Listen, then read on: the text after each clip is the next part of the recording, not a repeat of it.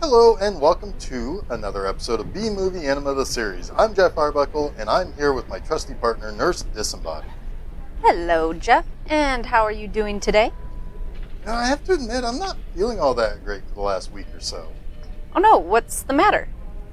Well, ever since I took that drink you gave me last week, the one that you said would make me feel real good and shit, I've been feeling weird. Plus, I can't seem to stop drinking the stuff as well as... What? Maybe I shouldn't talk about that right now. Maybe we should just get back on track here? Well, that doesn't sound too good, but me, I'm doing great. Well, that's awesome. Let's see what we can do about that. Last week, we watched the 1968 drama Psych Out. That was a real attempt to approach the topic of hippies, some of which have some sort of spiritual angle to their hippiedom and their appreciation of drugs. That movie was fine with showing how hippies like to dance around, philosophize, sometimes wear Nazi paraphernalia, but when it came to drugs, there was a message about the dangers of one called STP. Pot would mellow you out. LSD would make you see things. STP could really mess you up. They really tried to make it seem like there was a message there about being responsible with your recreational drug use. But Nurse, you've seen hippie movies with people taking drugs and being stoned and dancing around and doing goofy things. You've maybe even seen movies in which people are so bonkers out of their heads that they are the bad guys. Yup. Have you ever seen one of those movies in which someone takes pot and becomes addicted? Of course. Scare tactic movies are all over the place for the anti-drug movement. Sure, but have you ever seen a movie in which a guy smokes pot, becomes addicted to it, and then is used as a test subject to see if these science dorks have done something real neat with turkey meat, only for it to then cause him, with the combination of drugs and turkey meat, to have a seizure, appear dead, and then wake up with a turkey head and crave the blood of addicts? I think I've seen something like that.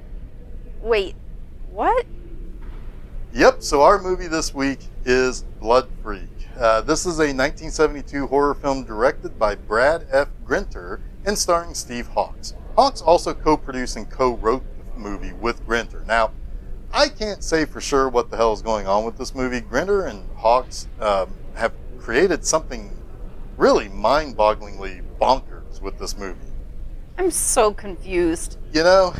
It isn't going to get much better here as we continue through this movie. I feel like Grinter and Hawks were going for something of a statement here. However, I can't really tell what that statement was supposed to be.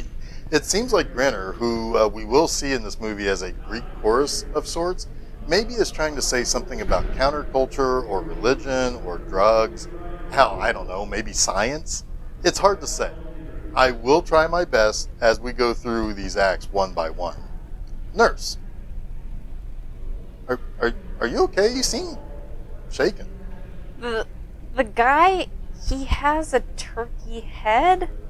He sure does. Who thought this was a good idea for a movie? I'm guessing at least 3 people did. Brad F. Grinter, Steve Hawks, and, well, me. Am I the one on drugs? Is this what happens when you do drugs? Probably. Now, I'm just thinking about that one orderly we hired a couple weeks back. The weirdo. He keeps offering me gummy bears. I'm definitely not going to take any from him. Nah, that dude's fine. But he calls himself the scientist. So what? I call myself the Enema Man. Besides, and this is what I was worried about getting into a few minutes ago.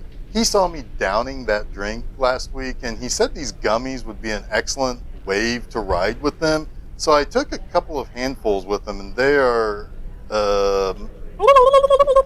what the fuck? Jeff? Yeah? What were you saying about eating a few handfuls of those gummy bears? Is that what I said? Yeah, you did. Are you okay? Gobble. Yes. You look very savory today, Nurse. When you look at me, I have a turkey head, don't I? Gobble, gobble. What happens if I say yes? Is the rest of the room melting around me? Maybe. All right, let's get the movie started and lay you down so maybe you can get over this. Well, This is certainly a movie. it sure is. I'm glad you're over your weirdo trip. Yeah, me too. I'm glad you aren't a scary turkey-headed lady anymore.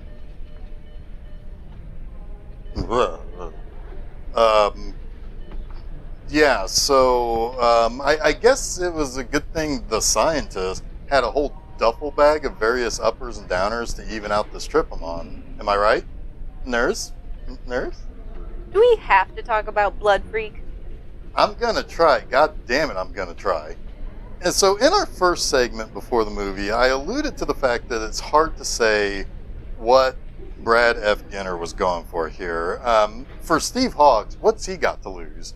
He's getting a writing and producing credit along with being the lead in the movie. But for Grinner, gosh, I mean, there's something else going on here, isn't there? You see, Oh, here we go. Grinner was clearly dealing with something. He was following in the tradition of old-time exploitation filmmakers like Ed Wood. You see, Ed Wood is what you would call a catalyst. A catalyst for understanding what you shouldn't do for a movie.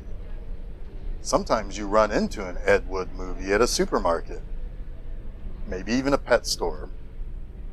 Sometimes, while driving down the Las Vegas Strip while drunk on a case of Schlitz and railing on cocaine.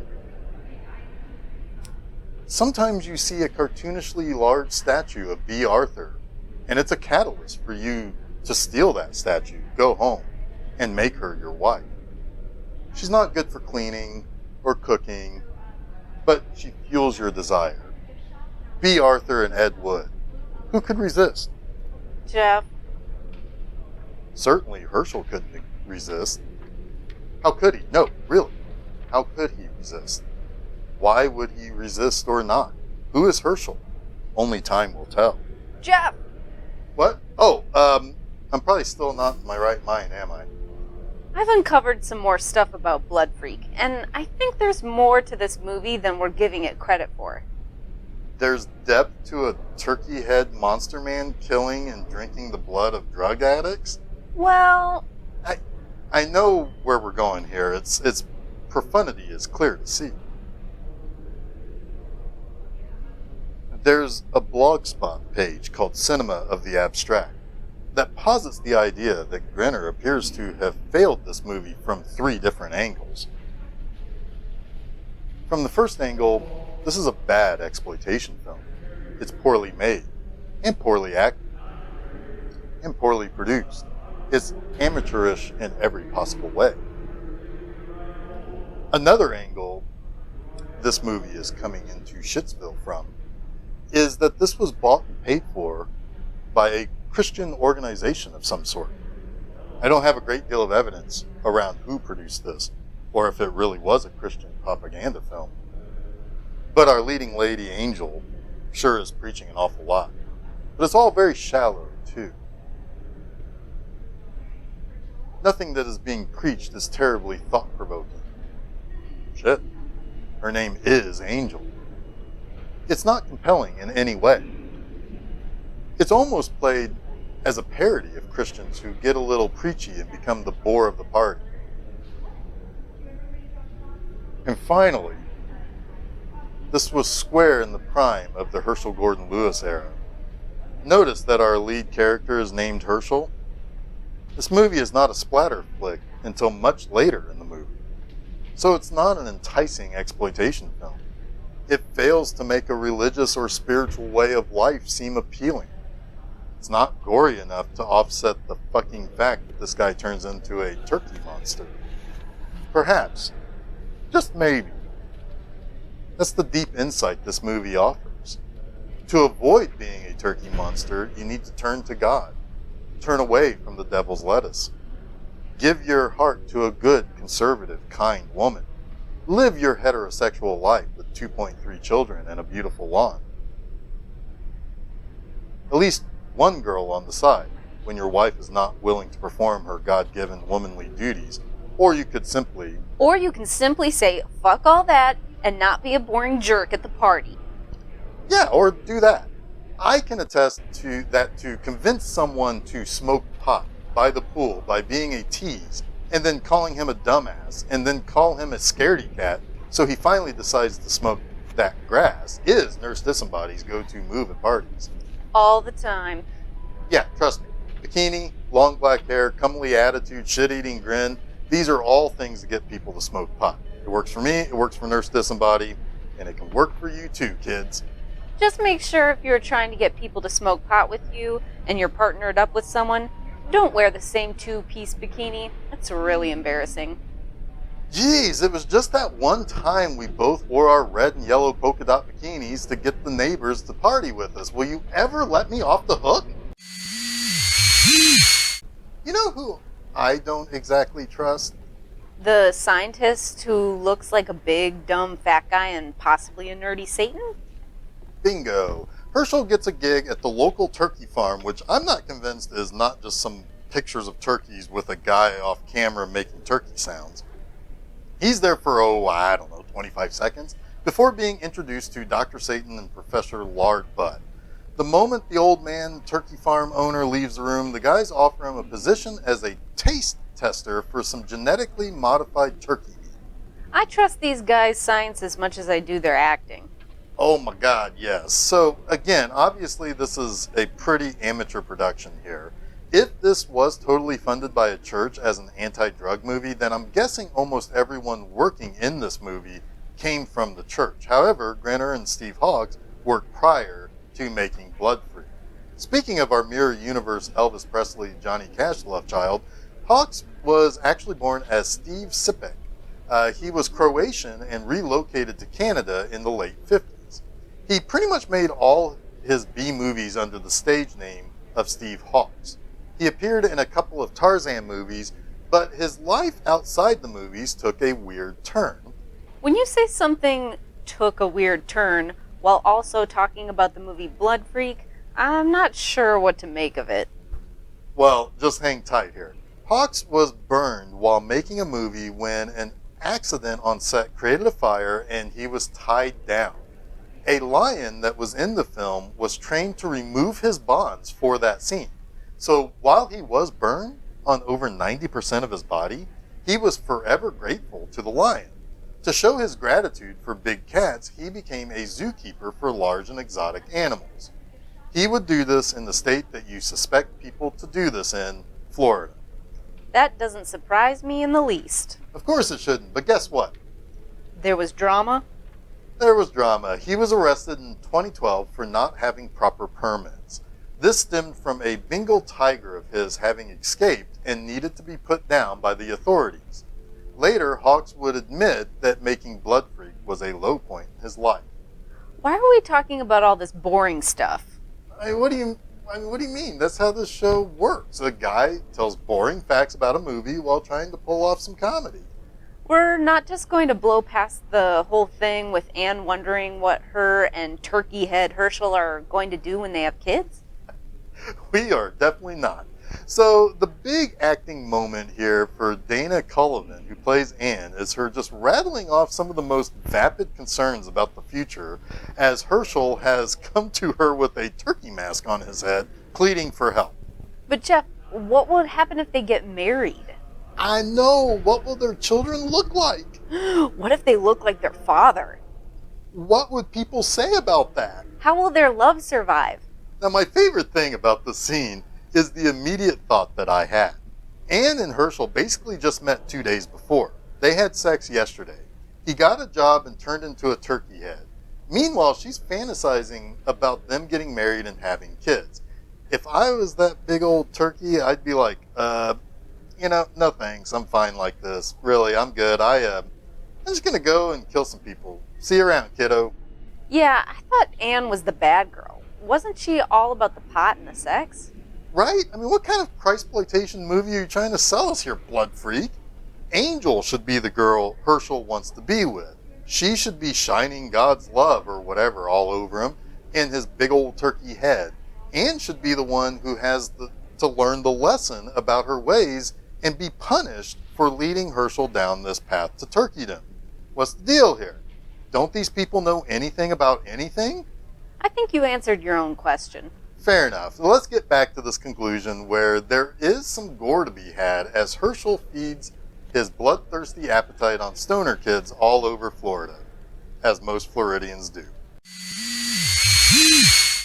Oh, that is just the worst way to end your horror movie. It was all a dream ending is some serious bullshit. That's all there to maybe, I don't know, try to land with some sort of profound, if you do the bad thing, you will have your turkey head cut off by stoners message.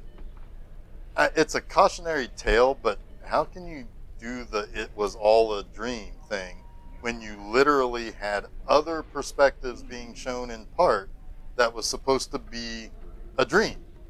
If it's a dream, how did Turkey Man know how others would react?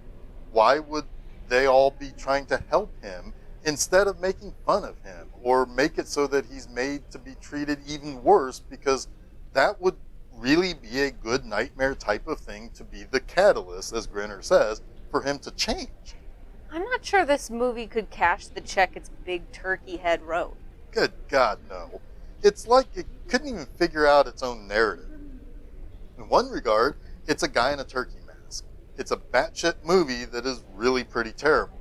The bad girl is the good girl. The director himself shows up in the movie and reads his lines while 3 sheets to a Florida breeze while trying to sound profound. Drug dealers are trying to pay for their shit with women. Said woman seems to be wearing a dress, but that dress is maybe just a t-shirt that is a couple of sizes too small? This has all the makings for a really great movie to talk about. But you know what? It doesn't have it. Aside from the crazy shit, there's not enough people associated with this movie to really find anything to talk about. Yeah, Hawks and Grinner both did a few other things, but nothing worth a damn to talk about or be bothered to do the homework on. It's like a black hole for discussion. It's like they had a gnarly turkey mask and then worked backwards from there. Boy, howdy they did. This movie is a really weird piece of Christian cinema. Of course, movies produced by churches and other religious organizations have been in the movie-making game since the start of films. There is something to be said about how conservative Christian media attempts to get in on the action of movies and TV. These organizations were quite well known for funding movies. But nowadays, the Christian cinema machine is mostly found in theaters around Easter and on PureFlix, the Christian answer to Netflix. There, you will usually find less genre films and more melodrama and outright arguments for the proof of God's work, and etc. Now, I'm not too well versed in these types of movies, so I'm going to pass on going much further about the PureFlix library. It ain't my thing. But what I can attest to is that Blood Freak isn't the first foray into the world of exploitation that the religious types went for. The year before Blood Freak came If Footmen Tire You, What Will Horses Do? This was a Christian, anti-liberal, anti-communist propaganda film made by exploitation filmmaker Ron Ormond after he was born again after surviving a plane crash in the late 60s. He partnered with Estes Perkel, who was a renowned Mississippi Baptist minister. He was the fire and brimstone kind of preacher. Repent and give yourself over to a vengeful God, a terrible God. You know, all that kind of shit. The pair made 2 sequels. The first sequel was The Burning Hell, which really played up that fire and brimstone shit, and starred Ormond's own son in the leading role of a guy turned toward the light to save his soul. Their third film was The Believer's Heaven. So you had one movie coming out against communism and portraying them as godless heathens. The second depicted hell. The third depicted heaven. But holy shit, Estes Perkel was into some weird torture porn kind of depictions of the world. Interestingly, each of the 3 films were remastered in the last 10 years or so by Nicholas Winding Refn. What I know of these movies ain't much. I'm not the intended audience, though I suppose I would be, but whatever. These movies are made to preach to the choir. Anyway, these movies are fascinating to see how certain parts of America pray to God and how seemingly terrible God really could be if you take to that representation. But now I'm off topic. Just a bit. Yeah, anyway, I wouldn't be terribly surprised if a minister in Florida saw Footmen or heard about it and said, "Give me one of them movies," and then got Grinner involved. I'm not sure Grinner or Hawks had the same faith that Ormond had. I can't be sure about that because it seems as though Grinner wanted a horror movie. He also had his chance as he coughed his way through his final monologue scene to inject some of that good old-fashioned religion into his lines. Instead, he simply stuck to fate and catalyst for change and how men could be weak to a woman's charms and so forth. Obviously, all of those things could have a religious tone applied to it, but I don't know. I would suspect Hawks had some faith being from Europe and then living in the US for a while. What it sounds like you're getting at is that outside of Angel, there's nothing specifically overtly religious about this movie. Right. I mean, it certainly trades on some of that stick to the straight and narrow ideology that religion also trades in, but it just doesn't have that same feel. It's like what Cinema of the Abstract said. This movie is failing all its angles. Maybe its greatest failure is the religious film angle. All right, nerds, hit us with the location of the good things. You can catch all of Jeff's stuff at www.bmovieenema.com. You can follow the site's social media pages at Facebook and Twitter by searching for B-Movie Enema.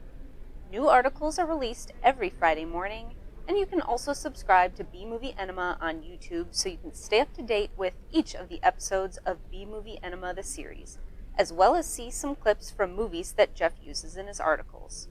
If you have a Roku, add the free channel OtherWorlds TV to your apps and check out all the obscure and forgotten films that play there each week. B-Movie Enema is part of a weekend lineup of movie hosts that play every weekend on OtherWorlds. So be sure to check out the others that share their airwaves with this show there. Thank you, nurse. You know, there's much more to consider about the show we do here. We should be looking at these movies as part fact, part probability. There's so many people talking about organizations that can help curb the rampant use of drugs that get mixed into the mixing bowls of one's body. Sometimes government organizations do things and say stuff to help,